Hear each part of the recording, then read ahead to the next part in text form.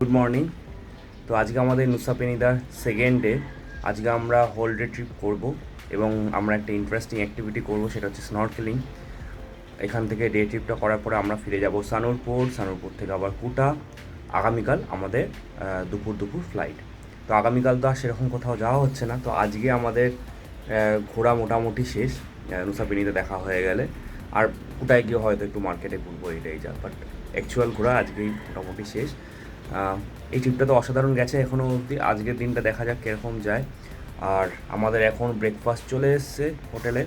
এই ব্রেকফাস্টটাও ক্লুকের প্যাকেজে ইনক্লুড ছিল, তো একটু দেখি। সো এরা দিয়েছে, কফি দিয়েছিল সকালে, আর এই হচ্ছে breakfast: noodles, poach and salads. দেখতে বেশ ভালোই লাগছে। আর এখানে হচ্ছে নুডলস আর ফ্রাইড রাইসই জীবন আসার পর থেকে। তো আবার আমরা যখন ডে ট্রিপে বেরোবো তখন দেখা হবে।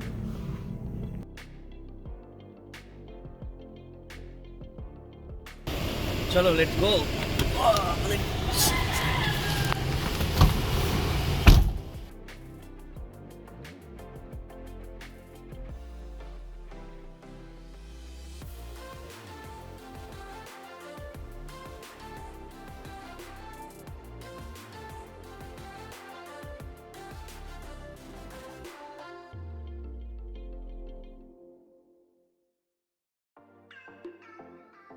সো আমরা এখন এসে গেছি স্নরকেলিং পয়েন্টে। এই জায়গাটার নাম হচ্ছে গামাড বে।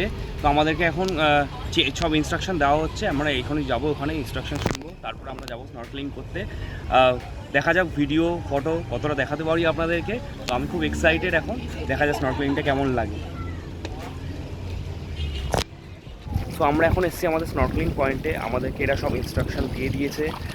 আমরা নিজেরা ফোনে বা ভিডিও করতে পারবো না, এদের এখান থেকে ক্যামেরা দিয়ে দেবে, সেখান থেকে যতটা পারবো আমরা ফোনে ভিডিও করবো, ক্যামেরায় ভিডিও করবো, অ্যান্ড দেন ওরা আমাদেরকে হোয়াটসঅ্যাপে ভিডিওগুলো পাঠিয়ে দেবে। তো দেখা যাক কীরকম হয় আমাদের এক্সপিরিয়েন্স স্নরকেলিংয়ের। আর এখানে জলটা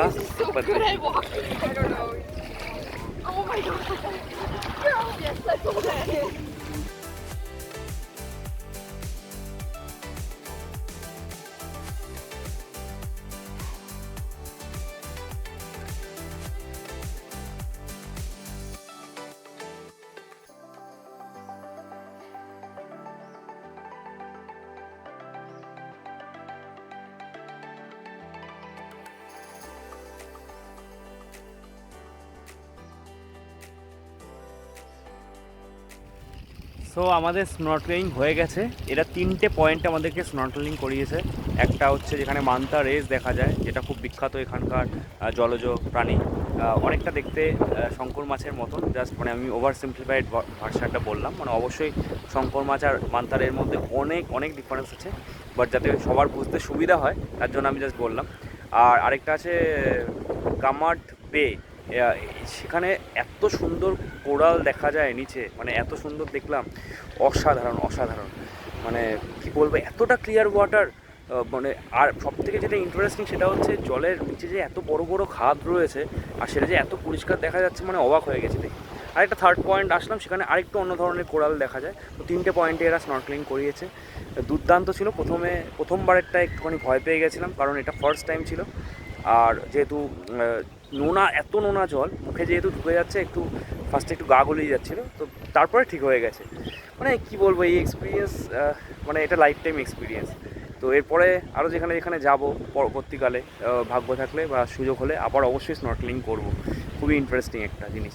তো এরপরে আমরা আবার কয়েকটা ওই বিচ এবং কয়েকটা জায়গা আছে এখানে, ডায়মন্ড বিচ, এরকম আরও কয়েকটা জায়গা আছে, সেগুলো আমরা যাব। আর সমস্ত এক্সপিরিয়েন্স আরও গুছিয়ে আমি ভালো করে বলবো ভিডিওর সাথে সাথে।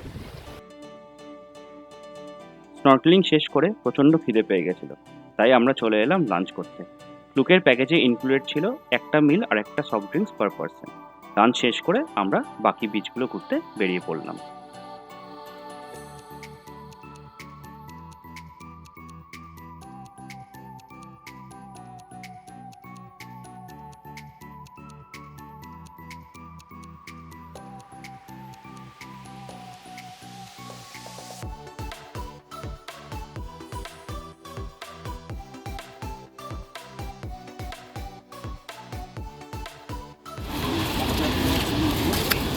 সো এখন আমরা এসেছি ডায়মন্ড বিচে। এই বিচটা দারুণ দেখতে। এখানে পুরো পাহাড়টা দেখতেই পাচ্ছেন আমার পেছনে রয়েছে, আর তার মাঝে মাঝে এই বিচের জলটা এসে ধাক্কা খাচ্ছে। আর এগেইন কালকে যেরকম দেখাচ্ছিলাম নুসাপেনিদা সব বিচে, এখানেও সেরকমভাবে জলটা ফিরে যখন যাচ্ছে পুরো স্কাই ব্লু কালার নিচ্ছে। আর সবথেকে এখানে যেটা আলাদা রকম সৌন্দর্য যেটা দেখতে পাচ্ছি সেটা হচ্ছে মাঝে মাঝে কোরালগুলো শেপের জন্য এখানে একটা আকাশি কালারের জলের রে তৈরি হচ্ছে মাঝে মাঝে এখানে। মানে এমনিতে কালারটা ডিপ ব্লু রং, কিন্তু এমনিতে স্কাই ব্লু রে তৈরি হচ্ছে, ওটা এখানে স্পেশাল আমি দেখলাম। তো এই ছিল ডায়মন্ড বিচ। এরপর আমরা যাব। তো আমরা এখন আছি আতু বিচে। আতু বিচ ডায়মন্ড বিচের একদমই পাশে, মানে একদমই ক্লোজ, 5 মিনিটও না হাঁটা এখানে। এই জায়গাটার পুরো হোয়াইট স্যান্ড রয়েছে, ওদিকে ডিপ ব্লু সি একদম। আর এই জায়গাটায় কোরাল যেহেতু আছে সেখানকার রিফ্লেকশানে এখানটা একটা গ্রিন গ্রিন ব্যাপার চলে এসেছে, দেখতে অসাধারণ লাগছে। আর সবথেকে সুন্দর জায়গাটা হচ্ছে এখানে পাশে এই যে বিউটিটা আছে, পাহাড় আছে, আর পাহাড়ের কোলে একদম সারি সারি নারকেল গাছ, সারি সারি নারকেল গাছ। আর এই সাইড দিয়ে ওইখান থেকে সিঁড়িটা দেখো, ওই সাইডে ওইখান থেকে সিঁড়িটা পুরো নেমে যাচ্ছে বিচে।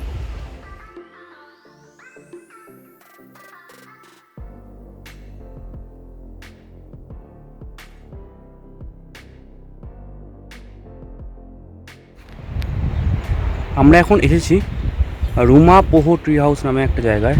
তো ওই ট্রি হাউসটা অনেকটা নিচে। তো এখানে সমস্ত বিচ বা সমস্ত জায়গাগুলোই যেহেতু এগেইন রকি আইল্যান্ড, পাহাড়ি এলাকা, সেজন্য অনেকটা নিচে নিচে বিচগুলো বা জায়গাগুলো। এবার ব্যাপারটা হচ্ছে যে সব জায়গায় নামাটা খুব একটা ইম্পসিবল সেরকম কিছু না, সিঁড়ি আছে, স্টেপ আছে, সব কিছুই ভালো, একটু খারাপ হলেও। বাট দ্য প্রবলেম ইজ এখানকার রোদ আর টেম্পারেচার, মানে এতটাই বাজে রকম গরম যে একবার নেমে উঠতে গেলে আর মানে বাকি কোনো জায়গা হয়তো আর দেখা হবে না, কারণ নেমে উঠে আসতে মোটামুটি 1 ঘন্টার কাছাকাছি সময় লাগবে। আর শরীরের যে অবস্থা হবে এই রোদে এতটা সিঁড়ি বেয়ে নামলে, সেটা মানে বিভৎস রকম অবস্থা। তো আমরা এই জন্য নিচে অবধি যাচ্ছি না, আমি এখান থেকে খালি ভিউটা দেখিয়ে দিচ্ছি।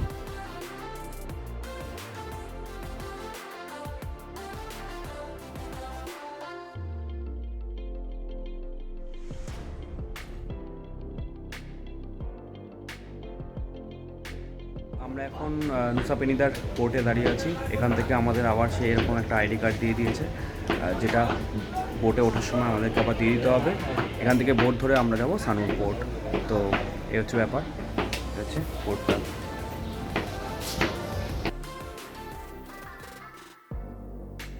আমাদের বোট রওনা দিল নুসাপেনিদা থেকে সানুর পোর্টের উদ্দেশ্যে। মন একেবারেই চাইছে না নুসাপেনিদাকে ছেড়ে আবার ফিরে যেতে, কিন্তু যেতে তো হবেই।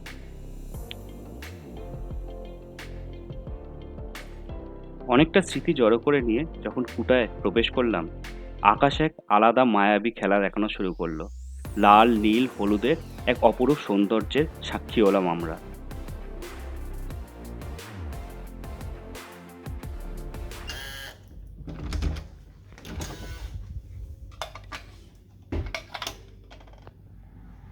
এই হচ্ছে রুমটা, বাইরে থেকে দেখে নিন। রাইট হ্যান্ড সাইডে একটা বাথরুম আছে, বাথরুমটা ছোট বাট বেশ অর্গানাইজড। বাথটাবের সাথে দেওয়া রয়েছে, বেসিন আছে, সমস্ত কিছু। আর এদিকে রয়েছে ওপেন ওয়ার্ড্রপ। আমাদের উবুদের হোটেলটাও ওপেন ওয়ার্ড্রপ ছিল, বাট বেশ ছোট, বাট এটা অনেক বড়।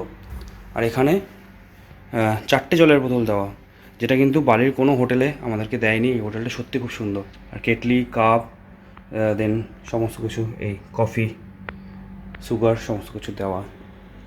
অ্যান্ড দেন এই হচ্ছে কিং সাইজ বেড, এদিকে টিভি, আর হেয়ার ড্রায়ারও দেওয়া রয়েছে এখানে। আর এটা হচ্ছে ড্রেসিং টেবিল। আর এইখান থেকে অ্যাকচুয়ালি আমাদের রুমটা নেওয়া সিটি ভিউ রুম। তো এখান থেকে এখন যেহেতু রাত্রিবেলা সেরকম কিছু বোঝা যাচ্ছে না, আমাকে রিফ্লেক্ট করে দেখাচ্ছে, বাট এখান থেকে মোটামুটি ওই সিটিটাকে দেখা যাবে আর কি। তো এই ছিল আজকে আমাদের কুটার হোটেলের ভিডিও। এর নাম রয়্যাল রেগান্থিস কুটা। এর ভাড়া আমাদের পড়েছে 2400 পার নাইট।